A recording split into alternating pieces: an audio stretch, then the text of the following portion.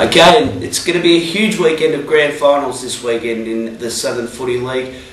The last game we're going to do on Sunday afternoon is the Division 1 grand final between St Kilda City and Chelsea Knights. And I'm joined now by the senior coach of St Kilda City, unbeaten St Kilda City, if you don't mind, Richie Houston. Welcome back. Thank you very much. Now, this is a bit old hat for you walking into a grand final week. I think this is your fourth in a row in the Southern Footy League? It is, yes, that's correct. Yep. It was Parkmore initially 4 years ago. You won the grand final at St Kilda City 2 years ago, yeah. And 208 were runners up to St Paul's. So obviously you want to correct the ledger this year into another premiership victory. We'd love to, yes. How much pressure is on you guys having gone through the season unbeaten? I think it's a bit of a mindset thing. I think there's not as much pressure as people believe in. I think the players themselves know it's just another game and they're just going to go out there and play their hearts out. So you're attacking this on a mindset level. I know last year you were favourites going into the grand final and won the second semi. Most people had you pinned in for a win, and it all came crumbling down, as we know from what happened last year. This year it's been all about redemption, redeeming that loss. How have you gone about that in this last week? Well, it really didn't start this week. It started right back virtually a week after we lost the grand final. I sat down and had a really good think about how we lost it and why we lost it and so forth. And I think a few things came out of that, including from the coaching point of view and also the on-ground playing content as well. So we made adjustments during pre-season with some of our culture and our players, and then we followed through the year to just diversify our list a little bit to know where players can play and so forth. And with the new recruits, it took a while for them to blend in so they could actually play the good brand of footy we wanted to play. Coming towards the final series, we just upped the tempo because we already know 6 weeks out basically what we're going to do, what we're going to plan. The luxury of winning those games is obviously you can pre-plan a little bit more for the finals than you have to make the finals. And it's very hard to make them, I can assure you that. So, Well, coming into this week's grand final, obviously finished on top, enjoyed the week's rest before the second semi, had a good victory over St Paul's in the second semi, gets straight into the grand final. It's really only the second game in a month. What have you guys done to stay match hardened, to stay focused? Look, the match hardened stuff's a harder thing. When you're body on body, it's very hard to do that in training. It has to come from an element of the actual game.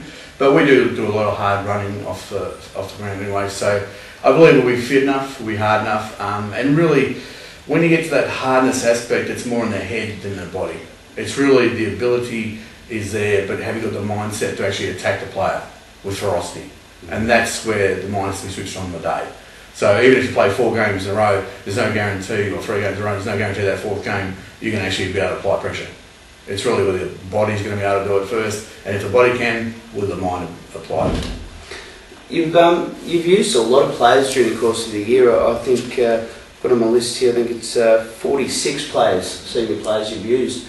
And that is a lot in the context of the fact that you have gone through unbeaten. You say that you've rotated players through to try and get them into the mix.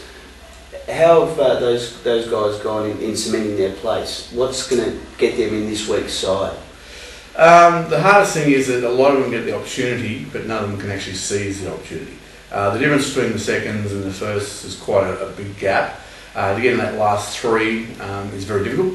And predominantly what we do is we manage our player list during the year. So therefore that creates at least 1 or 2 spots for players, be it reserves or whatever, to come in and play.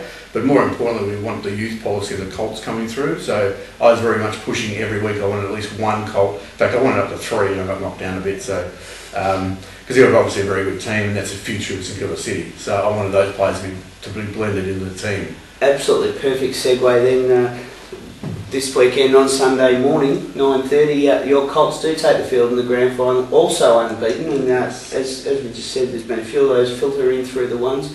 What a fantastic year that they've had, and the whole St Kilda City club. Look, I was discussed with Rod when I first went down to St Kilda City that I wanted very much a junior program coming through, and they had the skill of juniors, which was good, but there was a bit of lack of cohesion between the 2 clubs.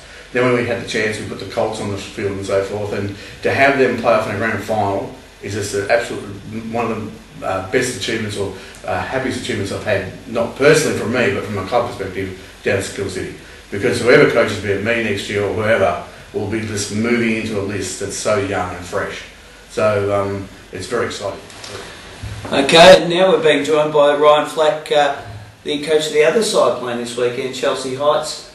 Welcome again, Ryan. Thanks, Rowan. Thanks a lot for your help over the course of the year in getting the web show together. You guys are in the big show. It's the first time ever that the club's been in the Senior Division 1 Grand Final. It must just be exciting around the club at the moment. Yeah, it is. It's been probably a long journey. You know, it's my 5th year down there, and when we got there, they were on the back of having had a couple of unsuccessful finals campaigns, I suppose. We'd sort of been knocked out usually in the first semi, or I think we played off in prelim once before that. And my first year, we got beaten well and truly in the first semi and knocked out in the first final. So we've been rebuilding ever since. So it has been a long journey, and a lot of people put in a lot of hard work. So it's great to finally get the opportunity to get some rewards out of all that. It has been a long road for you, because you've been picking up a couple of players, key players for you each year to get to this stage, and it doesn't look like changing. You pick up guys mid-season, and Owen Uwongo, wasn't he fantastic in the ruck for you on the weekend? Yeah, he's been great ever since he came down, and I think, as I've mentioned before, he was just a contact through the Colts setup that we got going this year, and he came down, and he's just been really good to enable us some flexibility with Weinberg not having to shoulder the whole load in the ruck, and we can play him forward or behind the ball, and Owen can push forward and took a couple of good grabs in the forward line as well. So yeah, it just gives us a little bit more flexibility in the big man department, which we've struggled with for a while. Well, we saw that on the weekend. No doubt you've been steadily improving as the finals go on. There was no place other than to improve after the first loss to St Paul's, but knocking Mordialloc out and then St Paul's on the weekend, you just keep getting better gradually as each week goes on. Yeah, I'm a real believer in that. You know, every time you have a bit of a kick in the guts with anything, but certainly with footy, you know, you're the fool if you don't learn from that, and that's sort of the message that we reinforced after the St Paul's loss. They've probably learnt their lessons in terms of finals footy the hard way before they got to experience success as well. So you know that it's not going to come easily, and we did learn a lot, I think, from that week, just in terms of the way we've conducted ourselves, handled our preparation. And so we got a lot of confidence out of the win from Mordialloc, and we continued that through yesterday. So two really good, solid wins, I think, gives us plenty of confidence that our best footy is as good as going around. One thing I personally have to say I was really impressed with yesterday, immediately after the game when you were interviewed on radio, your first thought about next week wasn't about the task of taking on the unbeaten St Kilda City, it was about the opportunity that it creates. Yeah, well, that's right. I mean, you know, we're playing footy. It's all opportunity, I think. I mean, you know, a task is battling cancer where you don't have a choice. With footy, you know, you've got a choice, and we're doing this because we love it, and so not many people get the opportunity to play finals footy, let alone grand final footy, and that's the best experience you can have as a footballer. So that's the message I sent to the guys: just enjoy the experience, and you know, as I said to them, our best footy is as good as any, and we'll be ready to go this week. And if we put our best foot forward, you know, who knows what can happen. I was going to touch on Sunday again, the preliminary final. Your best was as good as anyone. You're named the leader player of the day, and congratulations on a fantastic individual effort. You just seem to bring everyone with you when you stand tall in that midfield. Yeah, look, I think, you know, I suppose as being the coach, it's yeah, the guys are willing to give you the ball, so that's a start.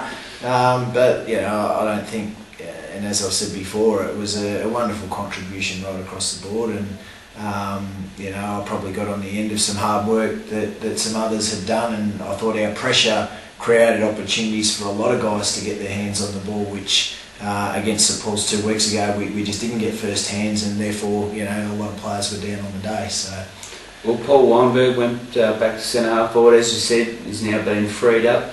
It's a very different Chelsea Heights outfit going around at the moment to the one that's taken on St Kilda City so far. So look out this Sunday afternoon, 2 p.m, down at Springvale Reserve, the Division 1 Grand Final. You'll be able to hear it live on 88.3 Southern FM.